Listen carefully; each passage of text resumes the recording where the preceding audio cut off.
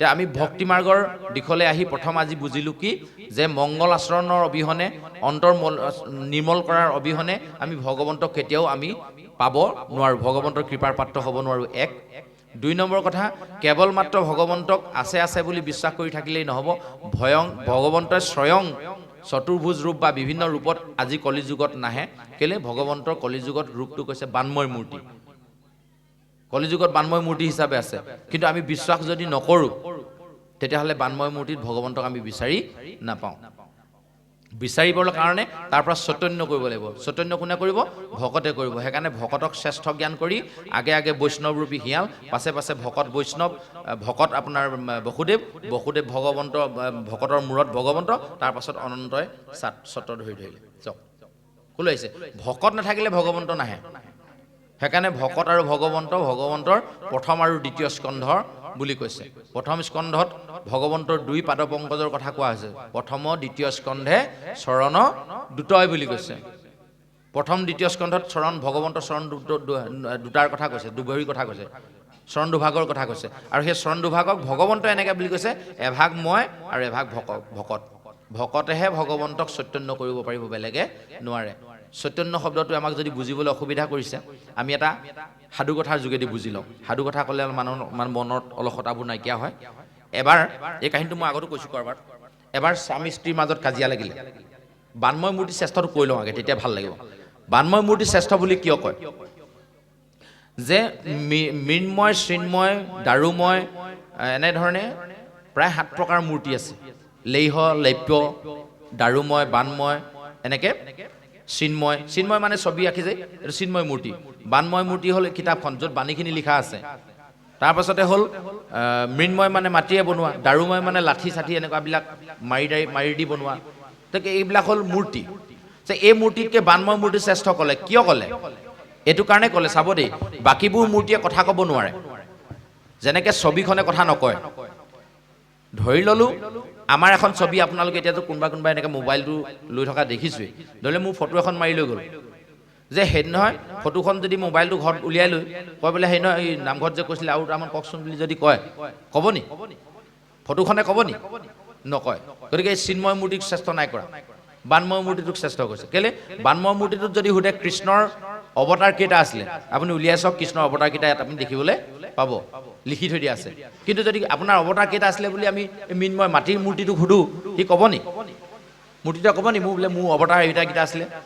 নকয়। গতিকে সেইবিলাকতকৈ বানময় মূৰ্তিক শ্ৰেষ্ঠ বুলি কৈছে। কিন্তু যদি বানময় মূৰ্তিটোক আমি চৈতন্য নকৰোঁ তেতিয়াহ'লে সি কেতিয়াও শ্ৰেষ্ঠ হ'ব নোৱাৰে। উদাহৰণস্বৰূপে মোৰ ল'ৰাটো ভালে আছেনে নাই গুৱাহাটীত থকা, তাৰ ফালে ভূমিকম্প এটা হ'ল, বৰ ডাঙৰ ভূমিকম্প এটা হ'ল। এতিয়া মোৰ ভয় লাগিছে ল'ৰাটো ভালে আছেনে নাই। কেইদিনমানৰ পিছত তাৰ পৰা ফটো এখন আহিলে ল'ৰাটোৰ ভাগৰ, লেফাফাখনত চালোঁ, ধুনীয়া ফটো। এতিয়া আমি গম পাম নি ল'ৰাটো জীয়াই আছেনে মৰিলে? ফটোখন বা আগেয়ে তোলা নে ভূমিকম্পৰ পাছত তোলা? গমটো নাপাম, ছবিখনে আমাৰ কথা নক'ব। চিঠি এখন আহিলে লিখা আছে, পূজনীয় মা দেউতা শ্ৰদ্ধা গ্ৰহণ কৰিব, সেৱা গ্ৰহণ কৰিব।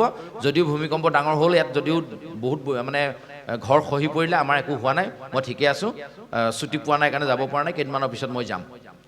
চিঠিখন আহিলে, কাগজখন আপুনি পঢ়িব নাজানে, লুটিয়াই গুটিয়াই চাই আছে, আপুনি গম পাব নি? পঢ়িব নজনা মাক দেউতাকে গম পাব নি চিঠিখন চাই পিনি ল'ৰাটো ঠিকে আছে বুলি? নাপাব। পঢ়িব জনা এটাক মাতিব লাগিব, ঐ ল'ৰাটো এইফালাচোন কি লিখা আছে পঢ়ি দে। সি পঢ়ি দিলে, তেতিয়া বুজি পালে, ঠিকে আছে, যা হ'ব। হয়নে নহয়?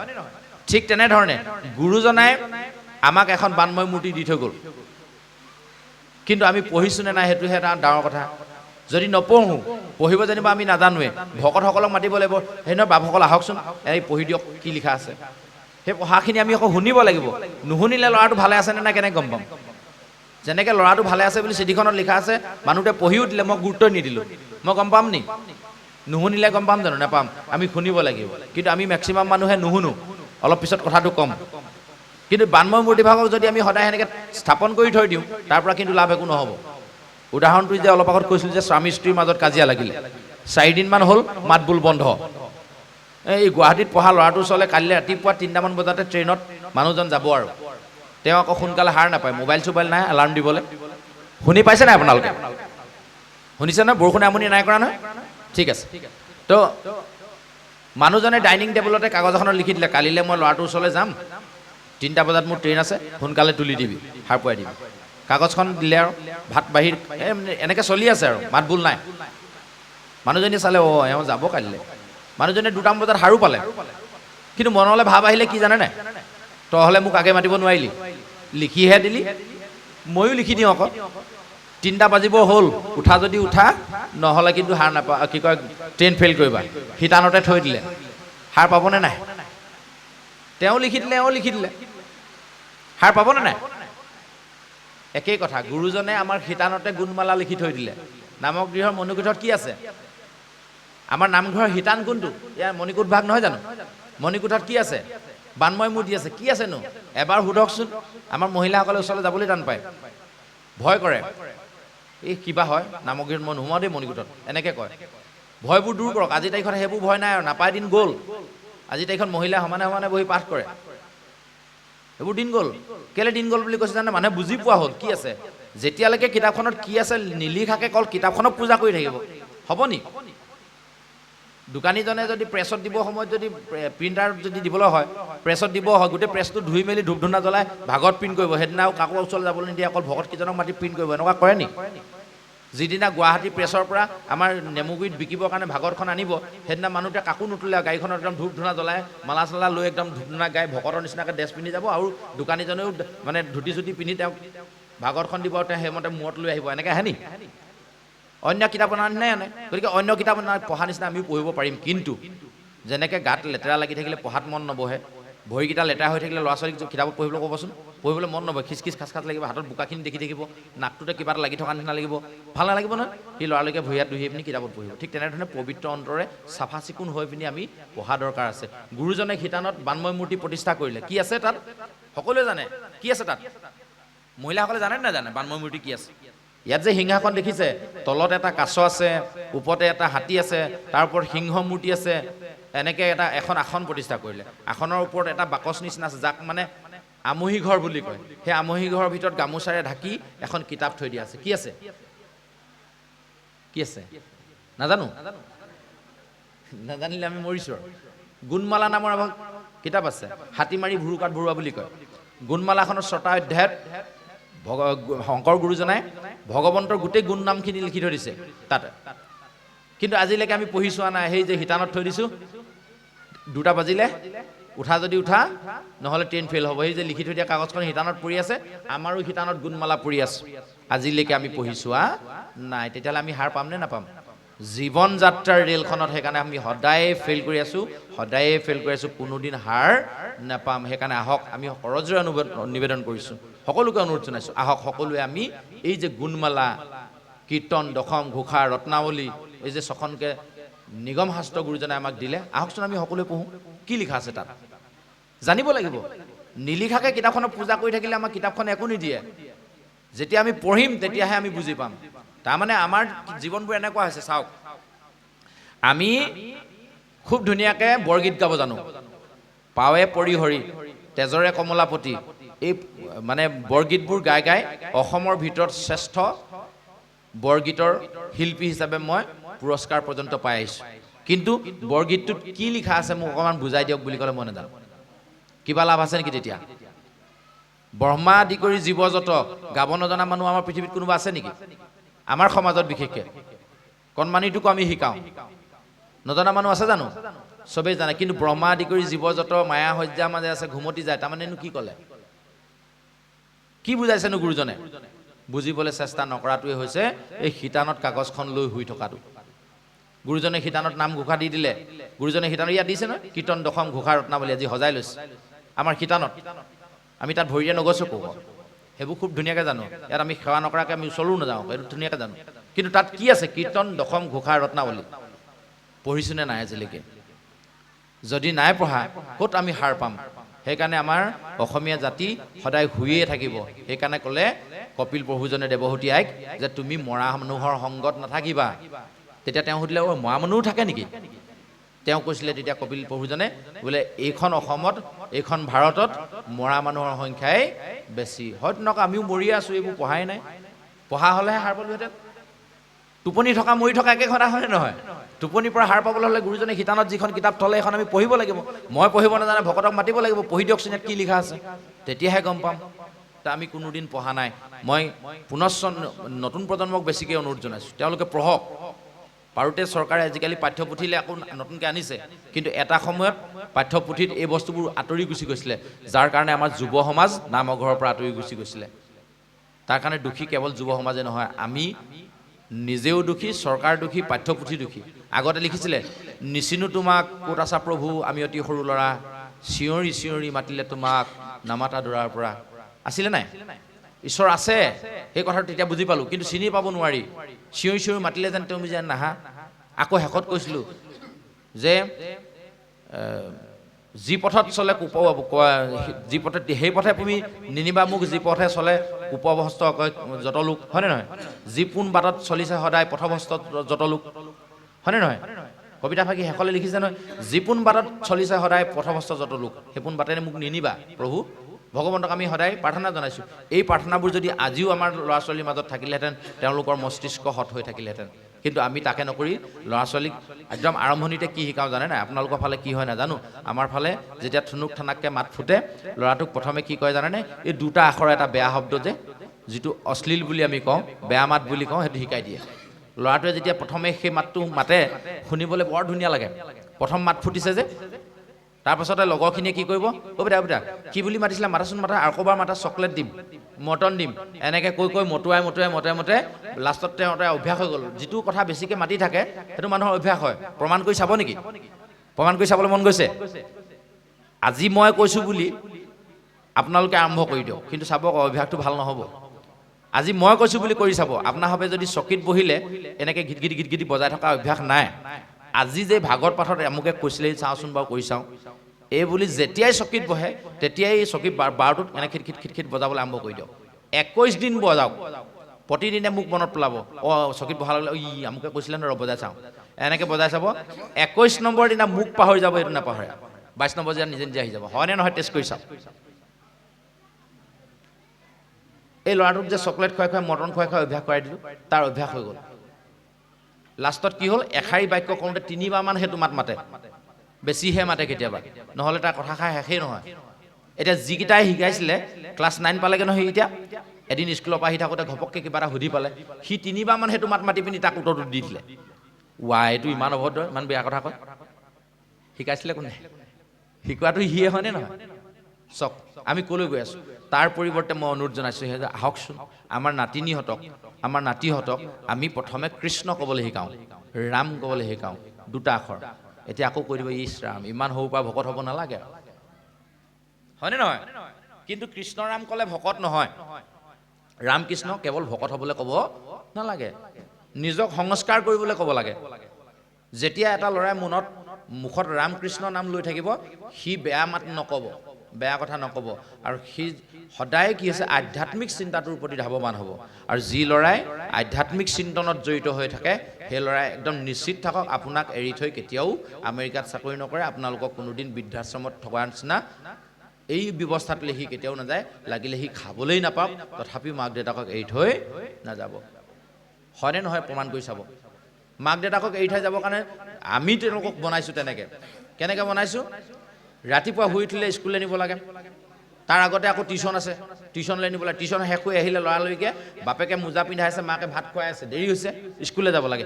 স্কুলত থৈ আহিলে ছুটি কেতিয়া হ'ব, দেউতাকে বাট চাই আছে। ছুটি হ'ল, আগতেতো ল'ৰা নিজে নিজে যায়, আজিকালি কোনো ল'ৰা নিজে নাযায়, এই ওচৰৰ স্কুলখনেই হওক, মাকে লৈ যায়। চাবচোন, হয়নে নহয়? এইটো মেনিয়া হৈ গৈছে। আগতেতো আমিবোৰে নিজে নিজে গৈছিলোঁ, দিতাইপুখুৰী স্কুললৈ 3 কিলোমিটাৰ 4 কিলোমিটাৰ আমি খোজকাঢ়ি গৈছিলোঁ। কিন্তু আজি তাৰিখত খোজকাঢ়িছোঁ দূৰৰ কথা, মাকে নি থৈ আহিব লাগিব, আৰু সময়ত একদম স্কুটি লৈ ৰৈ থাকিব লাগিব, ল'ৰা আহি স্কুটিতহে উঠিব। আৰু সেইটো আমিয়ে কৰি লৈছোঁ। ল'ৰা স্কুলৰ পৰা ছুটি হ'বনে নহ'ব আমি লৈ আছোঁ, ল'ৰালৈকে তাৰ পৰা আনিলোঁ, আকৌ ৰ'বলৈ সময় নাই। মুঠতে মাকে ভাত খুৱাই আছে, মই আকৌ গানৰ ড্ৰেছ পিন্ধাই আছোঁ, ডেন্সৰ ড্ৰেছ পিন্ধাই আছোঁ, ল'ৰালৈকে আকৌ ডেন্সৰ ক্লাছ পোৱাই দিছোঁ, গানৰ ক্লাছ পোৱাই দিছোঁ। ল'ৰাই বুজিয়ে পোৱা নাই মই কি কৰিছোঁ। এনেখন সময়তে যদি এনেধৰণৰ বকত কেইজনমানে গৈ কয়, হেৰি নহয়, ল'ৰাটো শনিবাৰে বা দেওবাৰে কোনোবা এটা বাৰত আমি আধ্যাত্মিক চিন্তা চৰ্চাৰ কেন্দ্ৰ বুলি এটা কেন্দ্ৰ খুলিছোঁ নামক গৃহত, অকণমান আধ্যাত্মিক চিন্তা চৰ্চা কৰিম, পঠিয়াবাচোন। নাই তাৰ সময় নাই হয়, এতিয়া কম নে নকম কওক। তাৰপাছত যেতিয়া সেই তেনেধৰণে শিক্ষা দিওঁতে সি পঢ়াত চোকা হ'বই, কাৰণ কেলৈ পঢ়াত গুৰুত্ব দিছোঁ, টিউশ্যনৰ ওপৰত টিউশ্যন দিছোঁ, পঢ়াত চোকা হ'ল। যেতিয়া চোকা হ'ল, গৈ পেলাই দেৰগাঁও সৈনিক স্কুলে ক'লে ল'ৰাটোক আমাক দি দিয়ক, মানে হেৰিখিনি ভাল দেখিছোঁ, সৈনিক স্কুলত দি দিলোঁ তাৰ পৰা গুৱাহাটীয়ে ক'লে বোলে নহয় ল'ৰাটো ভালকৈ মেট্ৰিক পাছ কৰিলে আমাক দি দিয়ক আমি ফ্ৰী পঢ়াম আমিও ভালেই পালোঁ গুৱাহাটীত দি দিলোঁ ফ্ৰীতে পঢ়িবলৈ পাব হয়নে নহয় যেতিয়া ফ্ৰীতে পঢ়িলে ভাল ধুনীয়াকৈ পঢ়িলে ফাৰ্ষ্ট ক্লাছ পাছ হ'ল আমেৰিকাই ক'লে নহয় এইটো মগজু আমাক লাগে কিবা বুদ্ধি দেখুৱাই ভাল চাকৰি দেখুৱাই আমেৰিকাই তাক লৈ গুচি গ'ল এতিয়া ছুটি নিদিয়ে মাকৰ মৃতদেহ সৎকাৰ কৰিবলৈ সি আহি নাপায়হি তাৰ কাৰণে দুখী কোন এতিয়া ল'ৰাটো সমাজ ব্যৱস্থা মই কোন কাক দুখিম এতিয়া যিটো ল'ৰাই আধ্যাত্মিক চিন্তনৰ অকণমান হ'লেও গুৰুত্ব দিছিলে যে এই যে গুৰুজনাৰ সৃষ্ট যিবিলাক নাট ভাওনা যিবিলাক এই ভাগৱত কীৰ্তন দশম ঘোষা ৰত্নাৱলী এখন ছখন যে নিগম শাস্ত্ৰ এইবিলাকৰ যোগেদি যিবোৰ চিন্তা চৰ্চাৰ যোগেদি ভাল মানুহ হোৱাৰ কৌশলবোৰ শিকিলে সেই ল'ৰা ছোৱালীয়ে কোনো কাৰণত মাক দেউতাকক ত্যাগ নকৰে এতিয়া ৰিহাব চেণ্টাৰ খুলিবলগীয়া নহয় ৰিহাব চেণ্টাৰ খুলিবলগীয়া মূল কাৰণ কি আজি তাৰিখত তিনিআলি চাৰিআলি ৰিহাব চেণ্টাৰ হ'ল কিয় হ'ল মূল কাৰণটো যুৱ উশৃংখলতা হ'ল নেখাবলগীয়া বস্তু খায় কেলে খায় জিভাখনক কণ্ট্ৰল কৰিব নোৱাৰে কিয় জিভাখন কেনেকৈ কণ্ট্ৰল কৰে নাজানে সেই শিক্ষা পোৱা নাই সেই জ্ঞান পোৱা নাই ক'ত পায় ইয়াত পায় আহক কালিলৈ যদি মোক মাতে ইয়াত ক'ত পায় দেখুৱাই দিম আমি অকল মই বুলিয়ে নহয় আধ্যাত্মিক চিন্তাৰ চৰ্চাৰ লগত যিমানবোৰ মানুহ জড়িত হৈ আছে ভাগৱত শাস্ত্ৰৰ লগত যিমানবোৰ মানুহ জড়িত হৈ আছে সকলোৱে দেখি পাইছে ভাল মানুহ কেনেকৈ হয় চাওক পঢ়া শুনা কৰিছোঁ ঠিকেই পঢ়া শুনাৰ যোগেদি এখন চাৰ্টিফিকেট পাম সেইখন হৈছে দেখি থকা চাৰ্টিফিকেট সেইখন হ'ল দৃশ্যমান চাৰ্টিফিকেট আৰু এখন চাৰ্টিফিকেট আছে এখন অদৃশ্যমান যিখন দেখি নাপায় সেই চাৰ্টিফিকেটখন কিন্তু জীৱনৰ আটাইতকৈ মূল্যৱান চাৰ্টিফিকেট আৰু সেইখন চাৰ্টিফিকেটৰ নম্বৰটো মাৰ্কশ্বিটখনত নম্বৰটো প্ৰথমেই দিয়া যায় 100 তাৰ পাছত কিন্তু লাহে লাহে লাহে লাহে কাটি যোৱা যায় আৰু স্কুলত যিখন নম্বৰ দিয়া যায় মাৰ্কশ্বিট সেইখনত নাম্বাৰটো কাটা নাযায় যিমানটো আপুনি পায় সিমানটোৱে দি দিয়া যায় লাগিলে 100 ভিতৰত আপুনি 50 পাওক 50 দি দিলে আৰু তাৰ পৰা মাইনাছ নহয় কিন্তু জীৱনৰ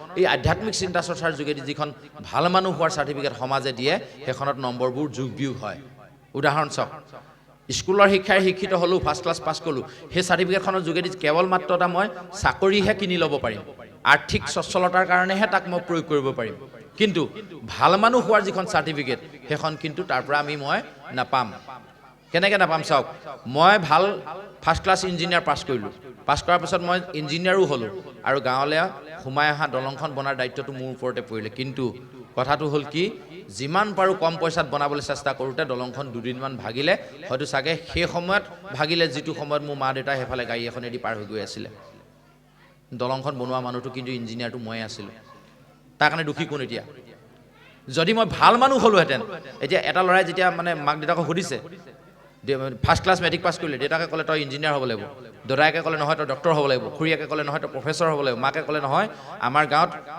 SI নাই ICS বিষয়া নাই EPSC বিষয়া নাই গতিকে তই ICS বিষয়া এজন হ'ব লাগিব উপায় নাপায় ল'ৰাটোৱে গৈ আইতাকক সুধিলে এটা চবেইচোন মোক বেলেগ কিবা কিবি হ'বলৈ কৈছে মই এতিয়া কি কওঁ তই যি হ কিন্তু প্ৰথমে এটা ভাল মানুহ হ আটাইতকৈ শুদ্ধ কথাটো আইতাকে ক'লে যে ভাল মানুহ প্ৰথম হ'ব লাগিব নেমুগুৰি অঞ্চলৰ যুগ যুগান্তৰ গৌৰৱ সবেশ্বৰ ভূঞা প্ৰভু কোনোবা দিন এনেকুৱা এজন ডক্টৰ জন্ম হ'ব নি কালি পৰহিলৈকে 250 টকা ফিজ থকা নেমুগুৰি অঞ্চলৰ বুলি ক'লে ফ্ৰীতে অপাৰেশ্যনটো কৰি দিয়া মানুহ আৰু ডক্টৰ দ্বিতীয়জন ওলাব নেকি ডক্টৰ তেনেকুৱা ঢেৰ মানুহে পঢ়িলে হয়নে নহয় এজন মানুহৰ পৰা কিডনী এটা উলিয়াই যদি অইন এজনত লগাই দিবলৈ হয় সেইটোতো বেলেগে নোৱাৰিব ডক্টৰেহে পাৰিব কিন্তু সেই মানুহজনে যদি ডক্টৰে কিডনীটো উলিয়াব জানি কেনেকৈ উলিয়াই কিডনীটো উলিয়াই বুলি জানি বুলি যদি কিডনী উলিয়াই বিকা কামটোত লাগি যায় তেতিয়াহ'লে আমি কি বুলি ক'ম সেইজনক গোবেক নকম নি হাই নকম নি কালি পৰহি নেমুগুৰিত হাই হৈ আছে কেলে হৈছে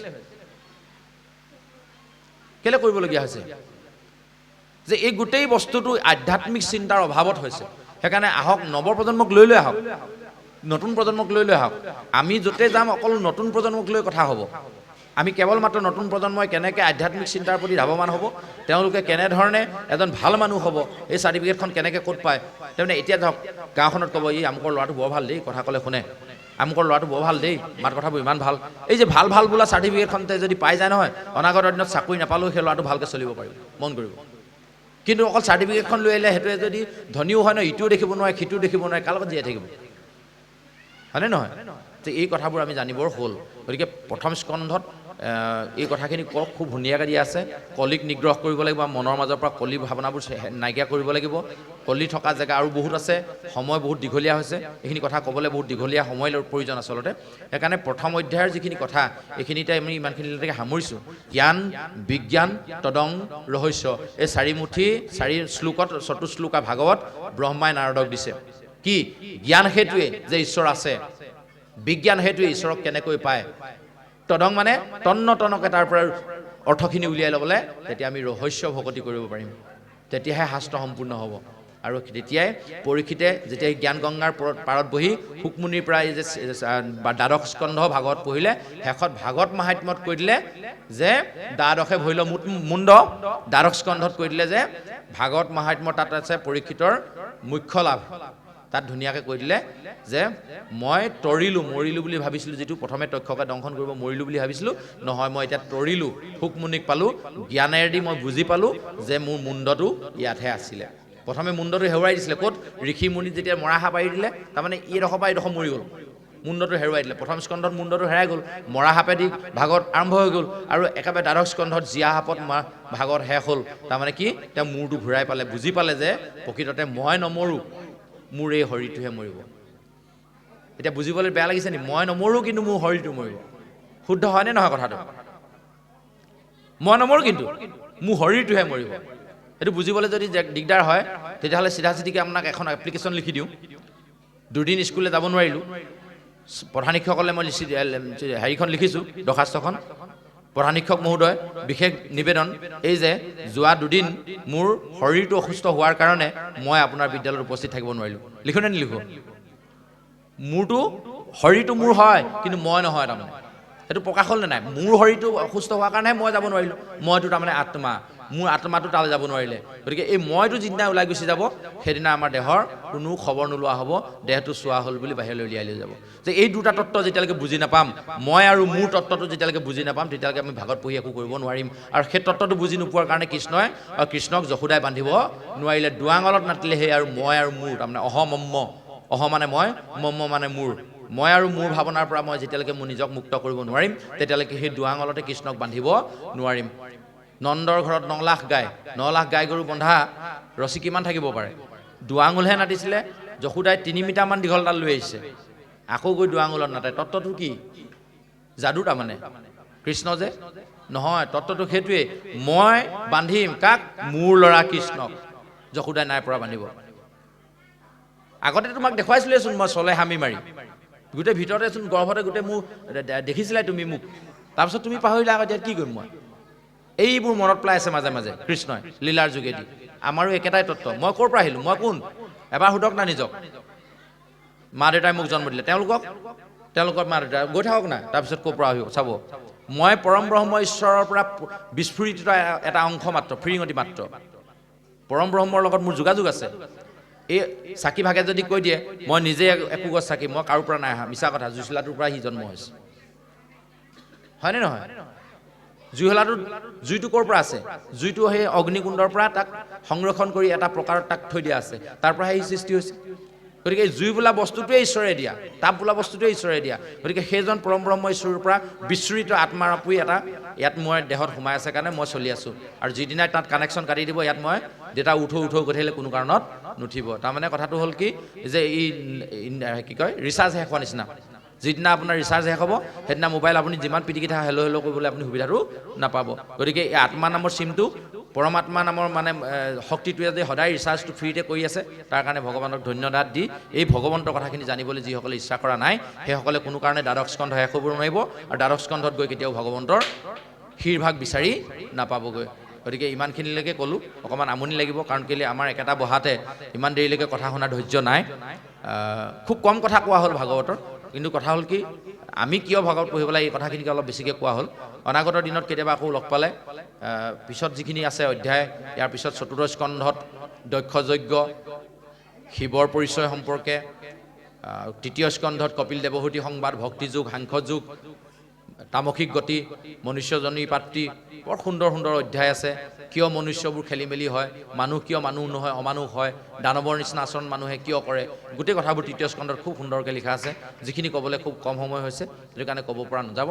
আৰু বতৰৰ অসুবিধাৰ কাৰণে আমাৰ ৰাইজৰো চাগে ঘৰত বহুত কাম থাকি আহিছে, মনবোৰ তালৈ গুচি যাব। গতিকে ভাগৱত শুনিবলৈ হ'লে আচলতে কি হয়, এই অকণমান সৰু পানী এগিলাচৰ কাহিনীটো কৈ আমি সামৰি দিওঁ। তৃষ্ণা বোলা বস্তুটো মানুহৰ থাকিব লাগিব। যেতিয়া তৃষ্ণা নাইকিয়া হৈ যাব তেতিয়াহ'লে পানীৰ মানে প্ৰয়োজনীয়তাটো শেষ হৈ যাব। উদাহৰণস্বৰূপে খুব গৰমৰ বতৰত মই পিছফালে ৰ'দত কাম কৰি আছিলোঁ, খুব পিয়াহ লাগিলে, লৰালৰিকৈ আহিছোঁ আৰু পানী এঘোটা খাবলৈ মন গ'ল।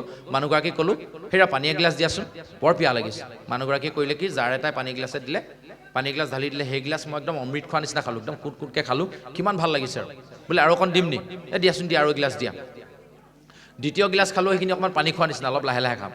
বোলে আৰু অকণ দিয়া নহ'লে সেই গিলাচটো কি কৰিম, মই মুখখন ধুম, কুলকুলি কৰি অলপ পেলাই দিম। তাৰমানে সেইখিনি পানীৰ নিচিনা ব্যৱহাৰ আমি নকৰিলোঁ। ইয়াতো একেটাই হৈছে। এতিয়া প্ৰথম দুগিলাচ ঠিকে গ'ল, এতিয়া 3 নম্বৰ গিলাচ আৰম্ভ হৈছে। গতিকে পানীখিনি নষ্ট কৰিবলৈ মন নাই, ইমানখিনিতে ভাগৱতৰ বিৰাম দিওঁ। পাঠ আহক, আমি সুললিত কণ্ঠেৰে আমাৰ পাঠকীসকলে পাঠ নিগৰাই আছিলে, তেখেতলোককো পুনশ্চ মই ক্ষমা বিচাৰিছোঁ। তেখেতলোকক আমি পাঠৰ মাজত এনেকৈ আমনি দিলোঁ। অনাগত দিনত কেতিয়াবা আকৌ লগ পালে এনেধৰণৰ কথা আলোচনা কৰিম বুলি আমাৰ চমু দুআষাৰ ইমানতে গুৰুজনা এষাৰি অপৰাধ ভঞ্জন ঘোষাৰে সৈতে বিৰাম দিব খুজিছোঁ। কৃষ্ণ অপৰাধ বিনাশন তজু নাম নাৰায়ণ, জানি নামে পখিলো হৰণে, আনগতি নাহিকে মৰণে।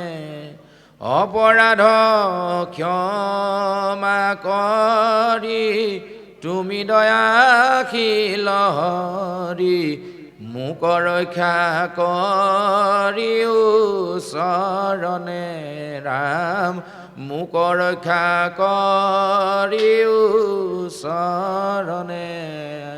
সৰ্বজন উপস্থিত সমূহ ৰাইজৰ কুশলাৰ্থে এনেকুৱা প্ৰতিকূল বতৰতো আপোনাৰ হবে আহি ভগৱন্তৰ গুণনাম কীৰ্তন শ্ৰৱণৰ মানসেৰে নামক গৃহত যিমান কষ্টেৰে উপস্থিত আছে, সমস্তজনৰ হৃদয়ত ভগৱন্তৰ কথাই বাস ল'বৰ কাৰণে আমি ভগৱন্তৰ চৰণতে সমস্তজনে একেশ্বৰে একাৰি জয় দিবৰ কাৰণে আমি সমস্তজনক অনুৰোধ জনাইছোঁ। কৃষ্ণ কৃষ্ণ হৰি